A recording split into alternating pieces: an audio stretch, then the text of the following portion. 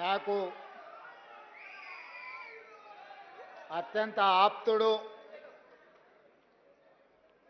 మనసుకు చాలా చాలా దగ్గరివాడు, అందశ్రీ గారి యాదిలో ఈ సంస్మరణ సభ ఏర్పాటు చేసి నాతో పాటు కాంగ్రెస్ పార్టీ అధ్యక్షుల్ని, సహచర మంత్రివర్గ సభ్యుల్ని, తెలంగాణ సమాజంలో ప్రముఖులను అందరినీ పిలిచి కవులను, గాయకులను, ఉద్యమకారులను, మా దళిత సోదరులను అందరినీ కూడా ఈ కార్యక్రమంలో పాల్గొనే విధంగా ఏర్పాటు చేసిన పెద్దలందరికీ మనస్ఫూర్తిగా అభినందనలు తెలియజేస్తున్నా. మిత్రులారా, తెలంగాణ సమాజం చైతన్యవంతమైన సమాజం. ఎంత అమాయకంగా కనిపిస్తుందో అవసరమైనప్పుడు అంతే పోరాట పటిమను ప్రదర్శిస్తుంది. రాచరికం కానీ, ఆధిపత్యం కానీ హద్దు దాటినప్పుడు ఈ తెలంగాణ నేలను చెరబట్టాలని,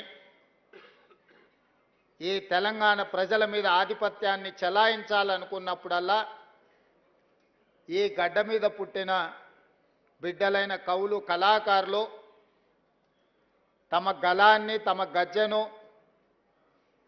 తమ దుప్పటికి దుమ్ము దులిపి దిగంతాలకు తరిమిన చరిత్ర ఈ తెలంగాణ నేలకుంది. ఆనాడు నిజాం ప్రభువులు ప్రపంచంలోనే ఆగర్భ శ్రీమంతుడుగా ఈ గడ్డ మీద ఆధిపత్యాన్ని శాశ్వతం చేసుకోవడానికి ఈ భూమిని చెరబట్టడమే కాకుండా దళితులను, గిరిజనులను, బలహీన వర్గాల మీద తాను ఆధిపత్యం చెలాయించాలనుకున్నప్పుడు ఆ చెలాయిస్తున్న సందర్భంలో బండెనక బండి కట్టి ఏ బండిలో పోతారో నిజాము సర్కారోడా అని బండి యాదగిరి గలం విప్పితే నిజాం సర్కారు పీఠమే కదిలింది. అదేవిధంగా ఉమ్మడి రాష్ట్రంలో సీమాంధ్రకు సంబంధించిన సమైక్యవాదులు ఈ తెలంగాణ మీద ఆధిపత్యం చెలాయిస్తున్నప్పుడు ఓ గద్దరన్న, ఓ గూడ అంజన్న,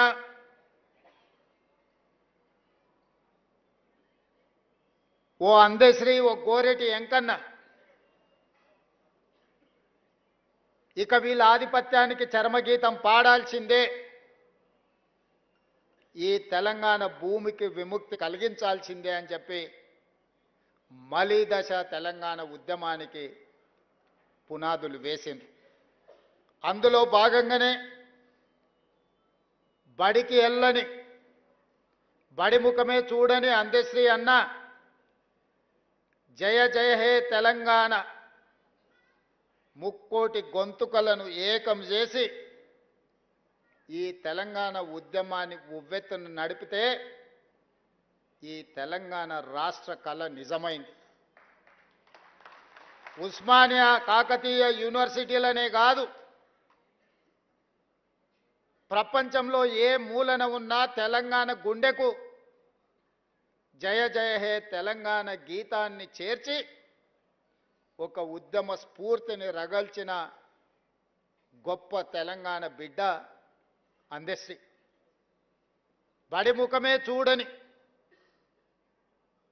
సహజ కవి అందశ్రీ ప్రతి బడిలో ఈనాడు జయ జయ హే తెలంగాణ పాడుకునేంత గొప్ప ప్రభావాన్ని ఈ తెలంగాణ సమాజానికి అందించిండు. బాధతో, ఉద్వేగంతో నేను ఈ మాట చెప్తున్నా. వచ్చిన తెలంగాణ రాష్ట్రంలో స్ఫూర్తిని నింపి తెలంగాణ రాష్ట్రాన్ని సాధించిన జయ జయ తెలంగాణకు అధికారిక హోదా లభిస్తుంది అని ఈ వేదిక మీద ఉన్నోళ్లే కాదు 4 కోట్ల తెలంగాణ ప్రజలు ఆకాంక్షించారు. జరిగిన ఉద్యమంలో అత్యంత కీలక పాత్ర. ఏ వేదిక కట్టినా, ఏ ధూమ్ధాము పాడినా అందశ్రీ పాట లేకుండా, అందశ్రీ లేకుండా తెలంగాణ ఉద్యమం జరగలేదు. ఏ వేదిక మీదైనా, ఏ పెదాల మీదైనా జయ జయ తెలంగాణ నానకుంటా తెలంగాణ ఉద్యమం, తెలంగాణ రాష్ట్ర సాధన సాకారం కాలేదు. అలాంటి గొప్ప స్ఫూర్తి వచ్చిన తెలంగాణ రాష్ట్రంలో రాష్ట్రీయ గీతంగా తెలంగాణలో వెలుగొందుతుందని 4 కోట్ల ప్రజలు అనుకున్నప్పుడు ఆనాటి పాలకుల నిర్ణయాల వల్ల జయ హే జయ హే తెలంగాణ మూగబోయింది. అది శాశ్వతమని వాళ్ళు భ్రమపడ్డారు. ఎందుకంటే ఈ గీతం తెలంగాణ గుండెల్లో ప్రతిధ్వనించినంత కాలం తెలంగాణ ఉద్యమం ఎవరు చేసిండ్రా అంటే ఓ గద్దరన్న చేసిండు, ఓ అందశ్రీ చేసిండు, ఓ గోరె టెంకన్న చేసిండనే, ఓ జయరాజ్ చేసిండనే చర్చ వస్తుంది. కాబట్టి ఈ స్ఫూర్తి నింపిన కవుల యొక్క కవితా గానాలను ఈ తెలంగాణలో వినిపించకుండా చెయ్యాలని ఆనాటి పాలకులు కుట్ర చేసిండ్రు. నేను ఎక్కడో చదివిన పెన్నే కదా అని మన్ను కప్పితే గన్నులై మొలకెత్తుతాయని.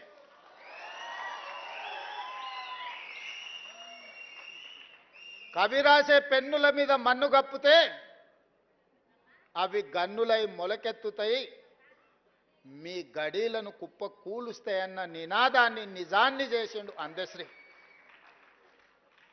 10 సంవత్సరాలు మూగబోయి ఉండొచ్చు మీ ఉద్దేశంలో, కానీ తెలంగాణ ప్రజల గుండెల్లో నిత్యం గానమై జయ జయ హే తెలంగాణ జనాలు పాడుకున్నారు. నేను చేసింది ఏమీ లేదు.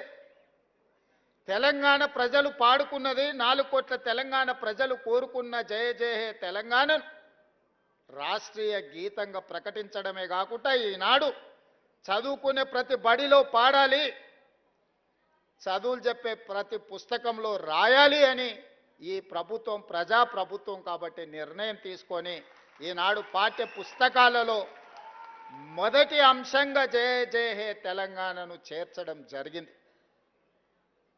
అదేవిధంగా సర్వం ఒడ్డి సర్వం త్యాగం చేసి ఏమీ ఆశించకుండా, ఆలోచించకుండా 5 దశాబ్దాలు ఈ ప్రజల కోసం పనిచేసిన కుటుంబాన్ని ఆదుకోవడం ఆ కుటుంబ సభ్యుడిగా నా బాధ్యత.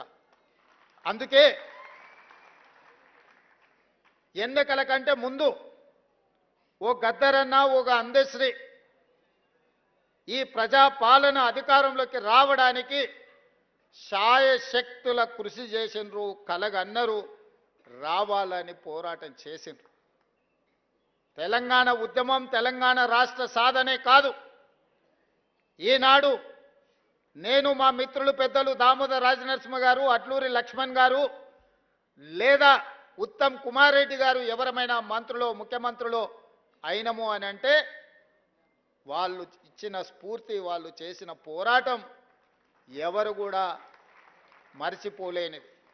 అందుకే ఒక గద్దరన్నను, ఒక అందశ్రీని ఈ ప్రభుత్వ పెద్దలకు ఒకవేళ అనుకోని అకాల మరణం వస్తే ఏ విధంగా ప్రభుత్వ పెద్దలను ఆదుకుంటామో ఈ తెలంగాణ సమాజానికి పెద్దలైన గద్దరన్నను, అందశ్రీని ఈ ప్రభుత్వం ఆదుకుంటుంది, భవిష్యత్తులో అండగా నిలబడుతుంది అని చెప్పి అభిమానులందరికీ నేను చెప్పదలుచుకున్నా.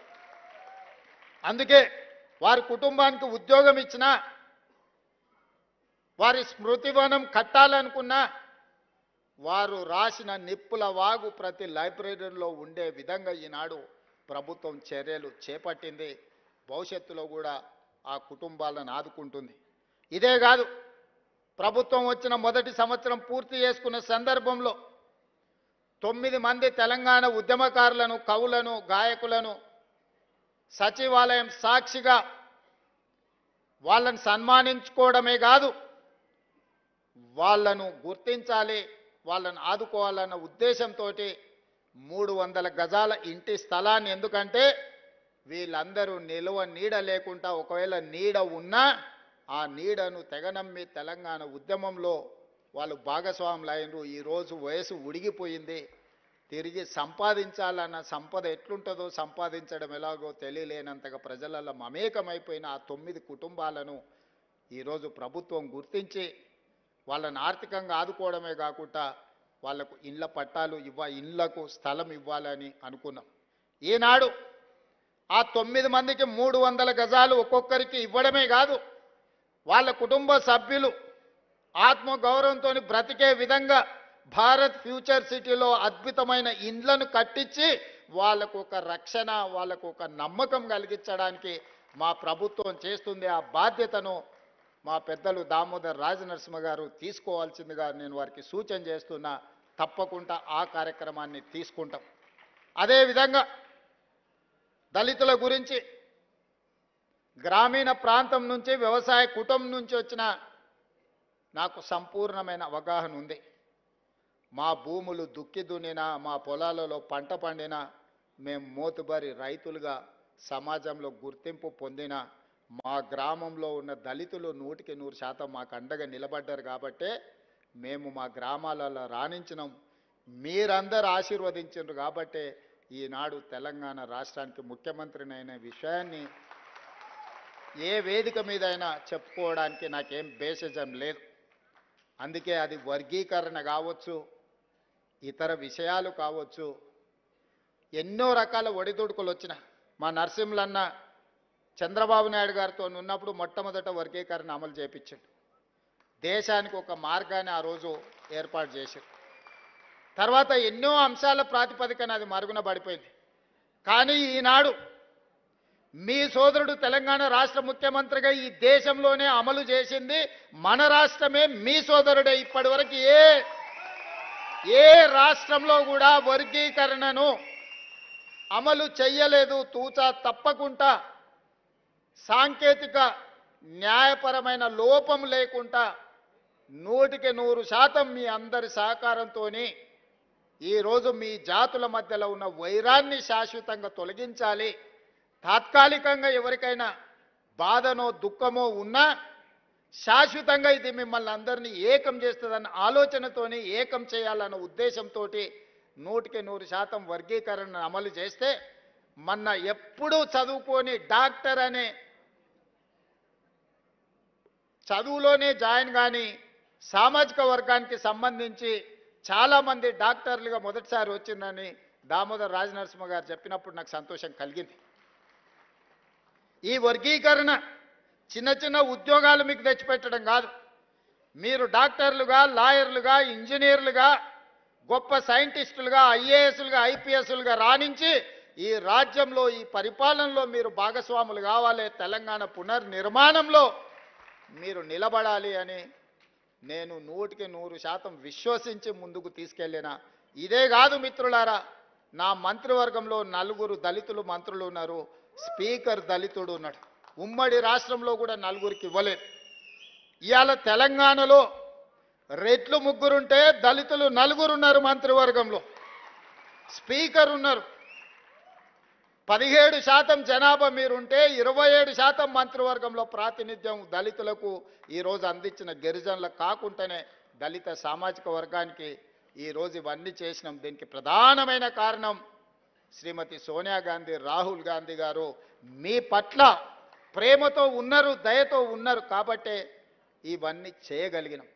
అందుకే మిత్రులారా, చాలా అంశాలు మాట్లాడేది ఉన్నది, తీసుకోవాల్సిన నిర్ణయాలు ఉన్నాయి. యాదగిరి అన్న చేసిన సూచన, నరసింహులు గారు చేసిన సూచన, ఇతర సూచనలు అన్నిటి మీద కూడా వారు సూచించినట్టుగా ఒక ప్రత్యేక సమావేశాన్ని ఏర్పాటు చేస్తాను.